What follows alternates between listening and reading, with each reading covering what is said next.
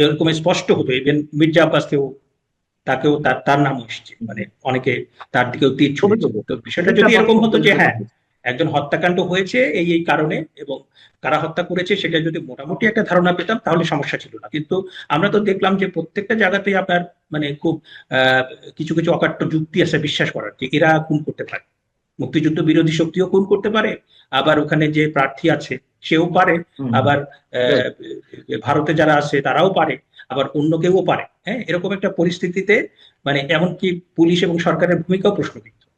হ্যাঁ, এরকম একটা পরিস্থিতিতে তখন আপনার মানে তাদের নিজেদের যে দায় দায়িত্ব সেটা অন্যের উপর চাপানোর জন্য কিংবা আপনার অ্যাটেনশনটা ডাইভার্ট করার জন্য আনিস আলমগীর ভাইকে বলি হতে 2001 সালের পর থেকে কিন্তু এই উচ্চ আদালত কিন্তু আস্তে আস্তে আপনার দুর্বল হতে থাকে।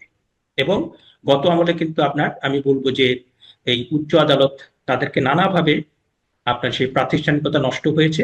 এবং এই আমলে এসে সেটা একদম মানে কফিনে পেরেক ঠুকে দেওয়ার মতো। কারণ একজন হাইকোর্ট ডিভিশনের জাজ একজন ব্যক্তিকে বেআইনি ভাবে মানে মিথ্যা মামলা দিয়ে তাকে দিনের পর দিন আটক করে রাখা হচ্ছে। তার জামিন যখন তিনি দিলেন তখন আপনার প্রধান বিচারপতি তাকে শোকজ করে দিলেন কিংবা তাকে ইয়ে করলেন যে আপনি কেন এই জামিনটা দিলেন। এটা তো দিস ইজ নট দি মানে টাস্ক অফ এ মানে চিফ জাস্টিস তো এটা করতে পারেন না। কারণ চিফ জাস্টিস এবং উচ্চ আদালতের কাজ হচ্ছে মানবাধিকার, নাগরিকদের অধিকারকে সমুন্নত রাখা। এবং আপনার বাংলাদেশ কনস্টিটিউশনকে বলা হয়েছে supreme court is the guardian of the constitution. তার মানে হচ্ছে এখানে যদি সরকার কোনো অন্যায় করে, এখানে যদি মানে সরকার কিংবা বেসরকারি প্রতিষ্ঠান কিংবা ব্যক্তি সন্ত্রাসী মানে কোনো নাগরিককে হুমকি তৈরি করে, নাগরিকের জন্য কোনো অন্যায় তৈরি করে, সেটার প্রতিকার করবে উচ্চ আদালত। কিন্তু এখানে জামিন পাওয়ার যে বৈধ অধিকার, যে আমরা দেখতে পাচ্ছি যে আমাদেরকে একটা মিথ্যা মামলায় মব করে একটা মিথ্যা মামলায় আমাদেরকে জেলে পাঠিয়ে দিনের পর দিন মাসের পর মাস আমাদেরকে ওখানে আপনার বন্দি করে রাখা হচ্ছে এবং জেলখানার পরিবেশ আমাদের মতো অসংখ্য অসংখ্য মানুষ রয়েছে নিরপরাধ, প্রকৃত অপরাধে যেমন রয়েছে, আবার অসংখ্য নিরপরাধ মানুষ রয়েছে। এবং সবচেয়ে বড় সিগনিফিকেন্ট যে বিষয়টা আমার কাছে, আমি দেখলাম আমার সাথে ছিল 17 বছরের শিশুরা, 17 বছরের শিশুরা তাদেরকে আটক করে রাজনৈতিক মামলা দেওয়া হচ্ছে, সন্ত্রাস বিরোধী আইনে মামলা দেওয়া হচ্ছে এবং তাদের বয়স বাড়িয়ে দেওয়া হচ্ছে, তাদের জামিনটাও হচ্ছে না।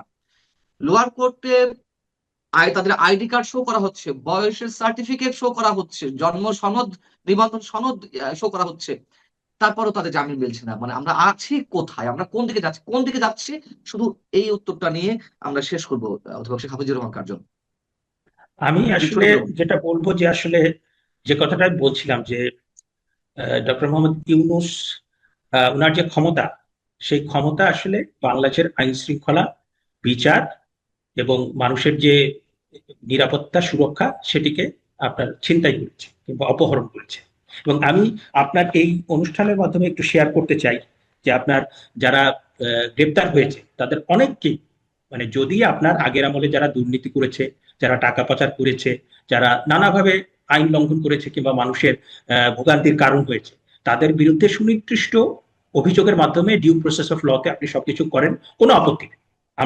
আমরা সেই জন্যই তো আমরা মানে সবসময় আমরা কথা বলি যে কেউ মানে সরকারে থাক সে আইনসঙ্গত ভাবে রাষ্ট্রটা পরিচালনা করবে এবং যে অন্যায় করবে, যে দুর্নীতি করবে, যে পাচার করবে তার জন্য শাস্তিটা।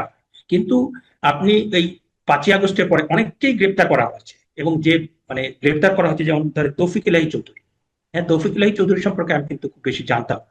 হ্যাঁ, পরে আমি দেখলাম যে উনি একজন 1968-69 সালে উনি ঢাকা বিশ্ববিদ্যালয়ের অর্থনীতি বিভাগের শিক্ষক ছিলেন।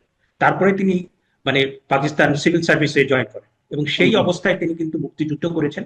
এবং মুক্তিযুদ্ধ যখন করেছেন তখন কিন্তু ওই অস্ত্র হাতে যুদ্ধ করেছেন। তিনি কিন্তু একদম মানে সশস্ত্র মুক্তিযোদ্ধা ছিলেন। পরবর্তীতে তিনি হার্ভার্ড থেকে পিএইচডি করেছেন। তিনি কবি জসিমউদ্দিনের যে মেয়ে তাকে বিয়ে করেছেন। এরকম একটা লোক, হ্যাঁ, তার যদি কোনো মামলা থাকে আপনি তাকে দেন, আপনি তাকে বিচার করেন। কিন্তু এরকম 80 বছরের একটা লোক, তাকে আপনি আজকে 15 মাস হয়ে গেছে, আপনি তাকে কোনো জামিন দিচ্ছেন না। এবং এই লোকটা আপনি তাকে কি মামলা দিয়েছেন? আপনি তাকে মামলা দিয়েছেন তিনি কেন মানে সাবেক প্রধানমন্ত্রীকে নিবৃত্ত করার চেষ্টা করেন, মানে এরকম হাস্যকর সব মামলা দিয়েছেন। এবং আপনি দেখেন যে আসাদুজ্জামান নূর হচ্ছে বাংলাদেশের একজন মানে লেজেন্ডারি অ্যাক্টর। মানে এরকম একজন মানে মানে কি বলে যে এরকম একটা অভিনেতা আমরা কয় দশকের পর দশক চলে এগুলো কিন্তু আমরা পাবো না। এবং উনি যে একজন সজ্জন ব্যক্তি, এবং তাকে মামলা দিয়েছে হত্যা মামলা, এবং তিনি 80 বছর বয়স এখন, তিনি সেই 14 মাস 15 মাস ধরে সেখানে আপনার পড়ে আছেন। তারপরে আপনি ধরেন প্রফেসর আবুল বাকার, তাকে কেন ইয়ে করা হলো?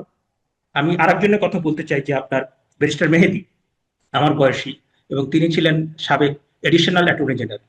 তাকে মামলা দেওয়া হয়েছে যাত্রাবাড়িতে আপনার একটা হত্যা মামলা, এবং সেখানে তার নামও নাই।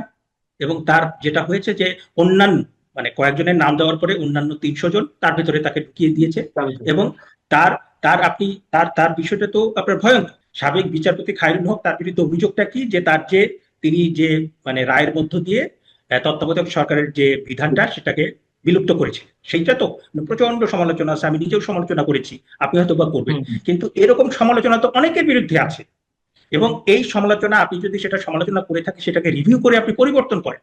কিন্তু সেই জন্য একজন বিচারককে হাতে শিকল দিয়ে, হাতে হাত পড়া পরিয়ে আপনি যখন তাকে জেলে নিয়ে গেলেন, পুরো বিচার বিভাগের আপনার হাতেই তো হাত পড়া পড়ে গেল। এই জিনিসটা তো একটা সিম্পল আন্ডারস্ট্যান্ড। এবং এই লোকটা আপনার বিচারপতি খায়রুল হক ইতিমধ্যে 2বার হার্ট অ্যাটাক হয়ে গেছে, তার হসপিটালের ভিতরে তার 2বার হার্ট অ্যাটাক হয়ে গেছে। এবং এই সরকার এত নির্মম যে 80 বছরের এই সমস্ত ব্যক্তি, আসাদুজ্জামান নূর, তৌফিক এলাই চৌধুরী, বিচারপতি খায়রুল হক, 80 বছর বয়সের একজন ব্যক্তি, তাদেরকে মিথ্যা মামলা দিয়ে মাসের পর মাস, মানে এটা তো মানে তারা তো মারা যাবে। এবং আপনি তাদেরকে বিচার করেন, আমরা তো বলছি যে বিচার আপনি করেন, বিচার করেন, কিন্তু তাদের জামিন দিয়ে তাদেরকে সুস্থ। এবং আপনি জানেন নুরুল মজিদ হুমায়ুন থেকে যে মারা গিয়েছেন, সেটা মারা গিয়েছেন চিকিৎসা না দেওয়ার কারণে। কারণ আপনার তার প্রথমে ডেঙ্গু, তারপরে বোধহয় চিকনগুনিয়া হয়েছিল, এবং ডেঙ্গু হওয়ার পরে তিনি হাঁটতে পারছেন না, তাকে একটা হুইল চেয়ারের ব্যবস্থা করা হয়, এবং তিনি মানে গাটা ফুলে গিয়েছে, তাকে একটা জায়গায় মানে একটা রুমের ভিতরে ফেলে রাখা হয়েছে, কেউ নাই, তার ফ্যামিলিকেও খবর দেওয়া হয় নাই। এবং তিনি যখন আপনার তাকে যখন মানে লাশ বের করা হয়, তখনও তার হাতে হাত পড়া ছিল। এটা কোন সরকার, কোন দেশ, কোন ইয়ে? এবং আপনি নজিবুর রহমান সাবেক মানে এনবিআর এর চেয়ারম্যান ছিলেন, ওনার চোখের অপারেশন হয়েছিল, চোখের অপারেশনের জন্য আপনার পিজিতে নিয়ে গিয়েছে, রাতের বেলা উনি যখন জ্ঞান ফিরে তখন দেখেন যে উনার হাতে হাত পড়া, মানে হাত পড়া পরানো অবস্থায় উনাকে মানে অপারেশন করা হচ্ছে। এটা কোন দেশ? এটা কি মানে মানে বর্বরতার কোন ইয়েতে থাকলে, মানে এরা যদি ধরেন যে সামরিক শাসন বাংলাদেশে অনেকবার হয়েছে, সামরিক শাসন হলে তো আমরা তাদেরকে বলি যে মানে জঙ্গলের শাসন, বর্বর শাসন। তো এরা হচ্ছে নোবেল লরিয়েট, এবং এরা কথায় কথায় হিউম্যান রাইটস, কথায় কথায় ইউনাইটেড নেশনস, কথায় কথায় হিউম্যান রাইটস কমিশন, মানে পৃথিবীর সবচেয়ে বড় স্ট্যান্ডার্ড এদের। অথচ এদের সময় আইন শৃঙ্খলা নাই, এদের সময় মানবাধিকার নাই, এদের সময় কোনো চিকিৎসা নাই, কোনো কিছু নাই। মানে মানুষ, আপনি আগের আমাদের অনেক কিছু বলছেন। দেখছি আমরা শেষ করবো। অধিবক্তা শেখ হাফিজুর রহমান কার্জন, অনেক কথা জমে রয়েছে, অনেক অভিজ্ঞতা আমরা সঞ্চয় করে এসেছি, নিশ্চয়ই আমরা কথা বলবো। আজকে এই পর্যন্ত। আপনার সুস্বাস্থ্য কামনা করছি, নিরাপত্তা কামনা করছি, এবং যারা আপনার জন্য আমাদের জন্য প্রার্থনা করেছেন, মুক্তি দাবি করেছেন, তাদের প্রতি অবশ্যই আমাদের শুভকামনা।